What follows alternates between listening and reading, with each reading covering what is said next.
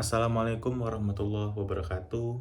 Perkenalkan, nama saya Ade Fadil Khairi dengan NIM 2022 10 1103 11374. Di sini saya akan membuat tugas UAS dengan dosen pengampu Bapak Yaris Adinal Fajrin, SHMH, dari kelas Penologi Viktimologi kelas J.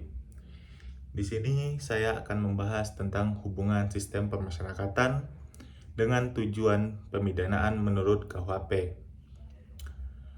Sebagai pendahuluan, kita akan membahas tentang pergeseran paradigma.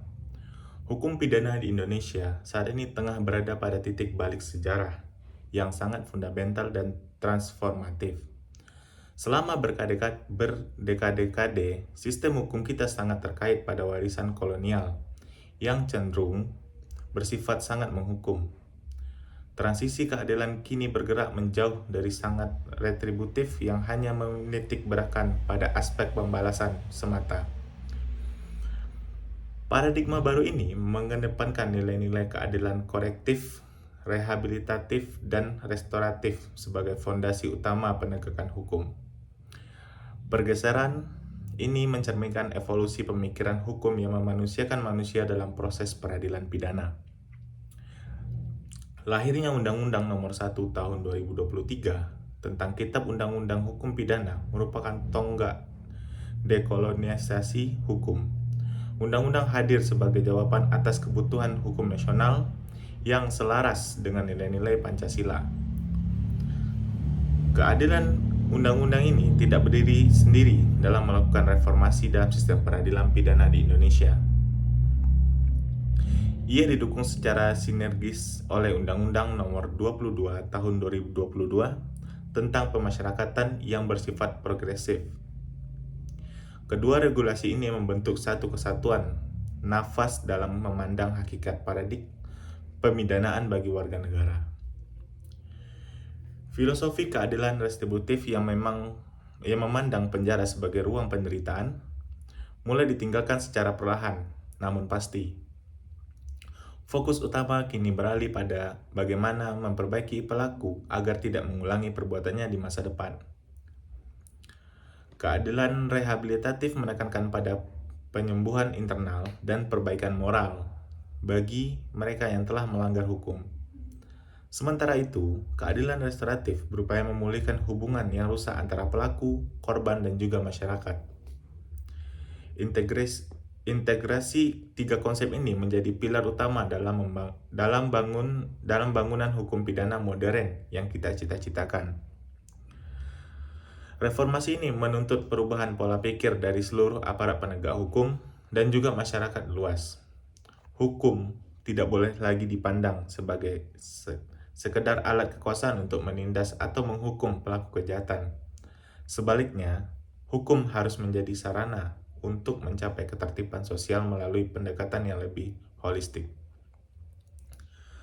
Transformasi ini juga menuntut kesiapan infrastruktur dan sumber daya manusia yang mumpuni di lapangan.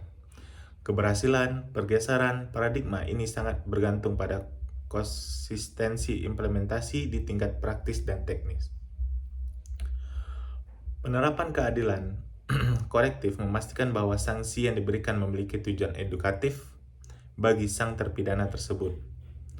Hal ini sejalan dengan semangat untuk mengurangi angka residivis atau pengulangan tindak pidana di Indonesia.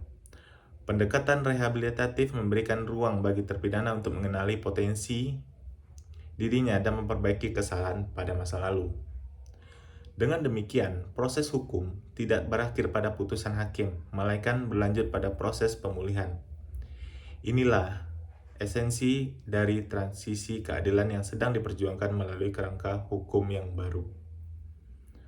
Di sini kita akan membahas tentang tujuan pemidanaan menurut KUHP pasal 51 dan 52.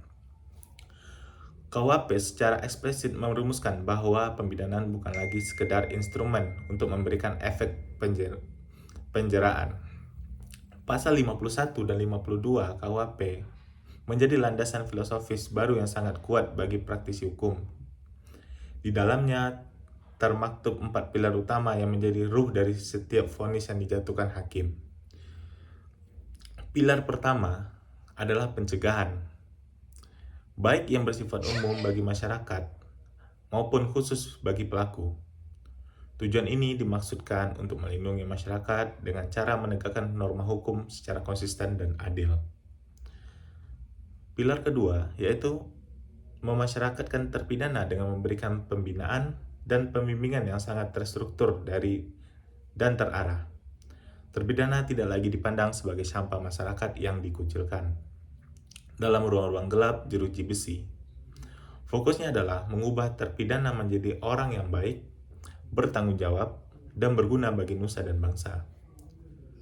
Proses memasyarakatkan ini membutuhkan kolaborasi antara lembaga pemasyarakatan dengan berbagai elemen masyarakat dan pemerintah. Ini adalah langkah konkret yang menghargai martabat manusia meskipun mereka pernah melakukan kesalahan di masa lalunya. Yang ketiga, yaitu dengan tujuan pembinaan dalam KUHP nasional adalah penyelesaian konflik yang muncul akibat tindak pidana. Kejahatan seringkali menimbulkan luka sosial dan kegoncangan dalam kehidupan bermasyarakat yang harus segera dipulihkan kembali.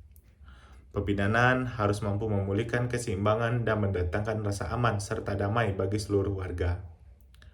Fokus pemulihan ini menunjukkan bahwa kepentingan korban dan masyarakat mendapatkan porsi perhatian yang seimbang. Rasa adil yang tidak hanya diukur dari berat sanksi tetapi dari kembalinya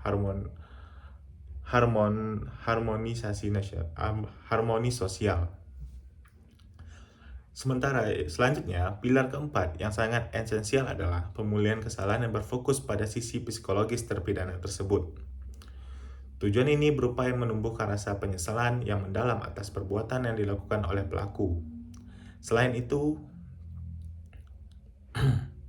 proses ini juga bertujuan membebaskan rasa bersalah agar terpidana tidak memiliki motivasi untuk bangkit. Agar terpidana memiliki motivasi untuk bangkit. Pemulihan kesalahan ini memiliki kunci utama perubahan perilaku yang bersifat permanen dan jangka panjang. Dengan pulihnya mentalitas pelaku, diharapkan mereka tidak lagi memiliki kecenderungan untuk melanggar hukum kembali. Yang keempat yaitu pilar keempat tersebut merupakan satu kesatuan yang tidak dapat dipisahkan satu sama lain. Dalam praktiknya, pencegahan tanpa pembinaan hanya akan melahirkan rasa dendam dan kebencian bagi para pelaku kejahatan. Memasyarakatkan terpidana tanpa adanya penyelesaian konflik dengan korban akan menciptakan ketidakadilan di mata publik. Begitu pula, pemulihan kesalahan harus berjalan beriringan dengan pengayoman hukum bagi masyarakat secara luas. Strategi integratif ini diharapkan mampu menciptakan sistem peradilan pidana yang lebih efektif dan bermartabat. Negara kini memiliki kewajiban moral untuk memastikan bahwa setiap sanksi pidana memiliki nilai manfaat. Penegakan hukum tidak boleh hanya berhenti pada aspek formalitas prosedural yang kaku dan kering. Filosofi pasal 51 dan 52 ini harus meresap ke dalam sanubari setiap hakim dalam memutus perkara. Pembinaan kini menjadi sebuah proses terapi sosial yang bertujuan untuk menyehatkan kembali tatanan kehidupan. Inilah jati diri hukum pidana nasional yang bersumber dari akar budaya dan nilai-nilai leluhur bangsa. Selanjutnya, saya akan membahas tentang kedudukan sistem pemasyarakatan sebagai pelaksana tujuan. Yang kita tahu, sistem pemasyarakatan memegang peran vital sebagai instrumen operasional utama dalam mewujudkan tujuan pemidanaan tersebut. Tanpa sistem pemasyarakatan yang kuat, tujuan pemidanaan dalam KUHP nasional hanya menjadi deretan teks mati. Lembaga pemasyarakatan bertransformasi menjadi pusat pendidikan dan pemulihan bagi warga binaan yang sedang menjalani masa pidana. Disinilah seluruh konsep ideal dan undang-undang diterjemahkan ke dalam program-program kerja yang nyata. Petugas pemasyarakatan kini mengemban tugas sebagai penyidik sekaligus pembimbing bagi para pelanggar hukum. Fungsi pembinaan atau rehabilitasi merupakan manifestasi langsung dari tujuan untuk memasyarakatkan terpidana secara efektif dan efisien. Fokus utama dari fungsi ini terbagi menjadi dua aspek besar, yakni program kemandirian dan kepribadian. Program kemandirian membekali terpidana dengan berbagai keterampilan praktis agar mereka siap bekerja setelah bebas nanti. Sementara itu, program kepribadian menyentuh aspek spiritual dan psikologis. Untuk memperkuat fondasi moral bagi warga binaan, kedua aspek ini bekerja secara simultan untuk membentuk karakter manusia baru yang lebih berkualitas. Fungsi pembimbingan atau reintegrasi sosial bertujuan untuk mempersiapkan terpidana kembali ke pangkuan masyarakat yang sangat matang. Proses ini dilakukan bahkan jauh sebelum masa pidana terpidana tersebut dinyatakan usai secara administratif dan yuridis. Melalui mekanisme integrasi seperti pembebasan bersyarat, terpidana diberikan kesempatan untuk beradaptasi kembali dengan lingkungan sosialnya. Pembimbingan kemasyarakatan memainkan peran kunci dalam memantau atau memimpin proses transisi yang cukup kritis ini. Reintegrasi yang sukses akan meminimalisir stigma negatif yang seringkali menghambat kehidupan mantan terpidana nantinya. Fungsi perlindungan masyarakat tetap menjadi prioritas yang tidak boleh diabaikan dalam menjalankan sistem pemasyarakatan modern ini. Selama proses pepidanaan berlangsung, negara menjamin bahwa masyarakat terlindungi dari kemungkinan pengulangan tindak pidana oleh pelaku. Pengawasan yang ketat tetap dilakukan, namun dengan pendekatan tetap humanis dan sesuai standar hak asasi manusia. Sistem keamanan di lapas kini didesain untuk mendukung keberhasilan pembinaan, bukan sekedar untuk mengekang kebebasan fisik. Keamanan dan pembinaan harus berjalan selaras demi tercapainya tujuan ketertiban umum yang diciptakan bersama. Integrasi antara fungsi pembinaan, pembimbingan, dan perlindungan masyarakat menciptakan ekosistem pemasyarakatan yang komprehensif dan berkelanjutan. Setiap tahapan dalam sistem pemasyarakatan dirancang untuk saling mendukung dalam mencapai hasil akhir yang optimal. Jika pembinaan di lapas berhasil, maka proses reintegrasi ke masyarakat akan berjalan dengan lebih lancar. Jika reintegrasi sukses, maka perlindungan masyarakat secara otomatis akan terwujud dengan sendirinya, tanpa perlu paksaan. Inilah sinergi operasional yang menjadi kekuatan utama dalam sistem peradilan pidana yang baru. Efektivitas sistem pemasyarakatan diukur dari sejauh mana para alumni lapas dapat diterima kembali oleh masyarakat. Masyarakat tidak boleh memandang mereka sebagai ancaman, melainkan sebagai bagian dari warga yang telah pulih. Dukungan publik sangat menentukan keberhasilan jangka panjang dari setiap program pembinaan yang telah dilakukan negara. Tanpa penerima masyarakat, kerja keras sistem pemasyarakatan akan menemui jalan buntu yang sangat merugikan semua pihak. Oleh karena itu, edukasi publik mengenai sistem pemasyarakatan baru ini sangat menjadi agenda yang sangat mendesak. Selanjutnya, saya akan membahas tentang sinkronisasi konsep baru, yaitu keadilan restoratif. Keadilan restoratif menjadi benang merah yang menghubungkan tujuan pemindanaan dengan praktek nyata di lapangan hukum saat ini.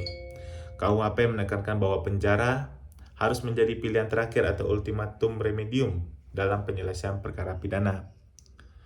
Sebisa mungkin konflik hukum diselesaikan melalui dialog yang melibatkan pelaku, korban, dan pihak-pihak terkait lainnya. Pendekatan ini bertujuan untuk mencari solusi yang adil bagi semua pihak yang terdapat kejahatan.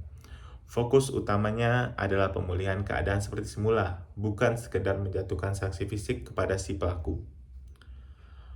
Peran sistem pemasyarakatan dalam konteks keadilan restoratif diperankan secara krusial oleh fungsional pembimbing kemasyarakatan, atau kita sebut dengan PK. PK bertugas melakukan penelitian kemasyarakatan dalam membedah latar belakang dan risiko dimiliki oleh pelaku. Hasil dari penelitian kemasyarakatan ini menjadi rekomendasi penting bagi hakim untuk menentukan jenis pidana yang paling tepat diberikan.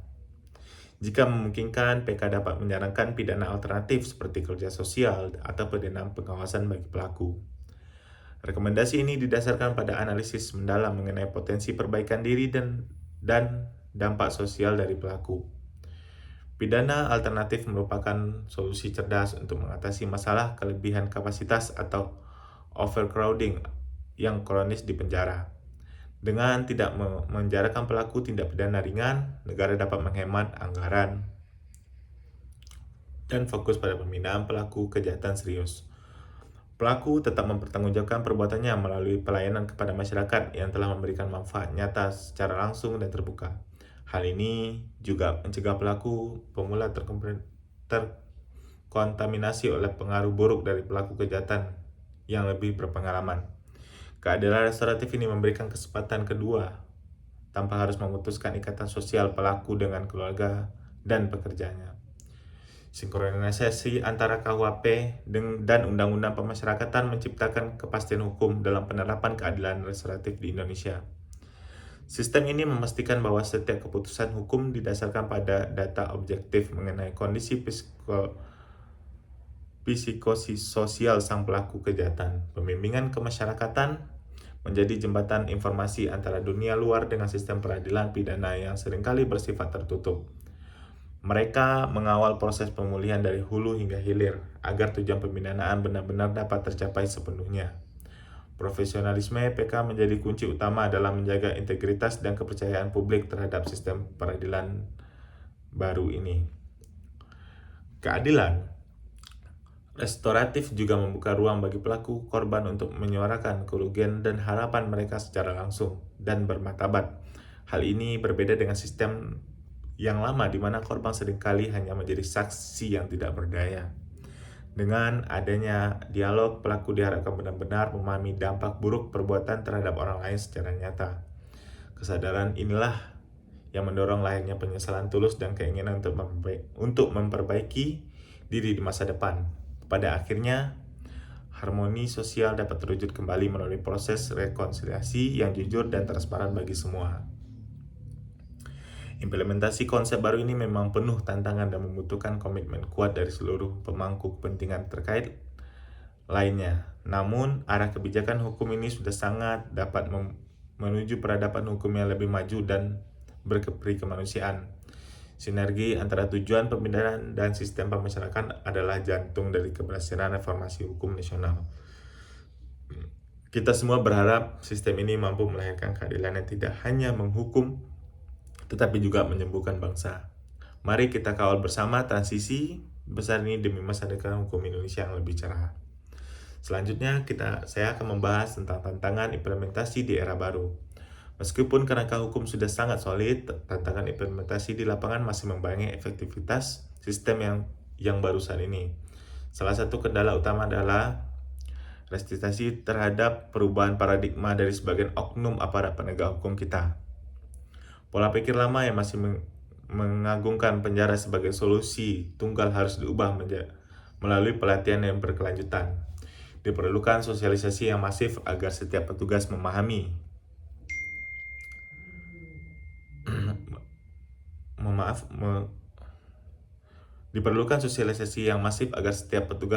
esensi dan filosofi pembidanaan yang bersifat rehabilitatif tersebut. Tanpa perubahan mentalitas aparat dan undang-undang secanggih apapun hanya akan menjadi dokumen administratif yang memiliki sakit jiwa. Selain faktor sumber daya manusia, keterbatasan fasilitas dan sarana prasarana juga menjadi hambatan yang cukup signifikan saat ini. Program pembinaan kemendagrian memerlukan peralatan dan bengkel kerja sesuai dengan standar industri modern yang terus berkembang. Di sisi lain, jumlah pembimbing kemasyarakatan masih belum ideal dibandingkan dengan beban kerja yang terus meningkat setiap tahunnya. Selanjutnya, saya akan membahas tentang menuju masa depan hukum Indonesia yang bermartabat. Kita sedang membangun sebuah sistem yang meletakkan manusia sebagai subjek, bukan sekedar objek dalam proses hukum yang kaku. Hukum pidana nasional kini memiliki wajah yang lebih humanis, namun tetap tegas dalam menjaga koridor ketertiban sosial. Keberhasilan sistem ini akan menjadi bukti bahwa Indonesia mampu mandiri dalam membangun tatanan hukum sendiri yang khas. Kita meninggalkan warisan kolonial bukan karena benci, melainkan karena kebutuhan untuk berdaulat secara hukum dan pemikiran. Masa depan hukum kita adalah hukum yang mengayomi, membina, dan memulihkan seluruh tatanan kehidupan bangsa. Keselarasan antara KUHP dan sistem pemasyarakatan adalah kunci untuk mewujudkan Indonesia yang lebih aman dan damai. Setiap warga negara, termasuk mereka yang melanggar hukum, tetap memiliki hak untuk mendapatkan kesempatan memperbaiki diri. Negara hadir bukan sebagai algojo yang bengis, melainkan sebagai orang tua membimbing anaknya kembali ke jalan yang benar. Semangat ini harus terus dijaga agar tidak luntur oleh kepentingan politik sesaat atau tekanan publik yang emosional. Konsistensi dalam memegang teguh prinsip keadilan restoratif akan membuahkan hasil manis di masa depan nanti. Baik, terima kasih. Mungkin itu saja yang dapat saya sampaikan. Apabila ada kata-kata saya yang salah, mohon dimaafkan. Wabillahi taufiq hidayah. Assalamualaikum warahmatullahi wabarakatuh.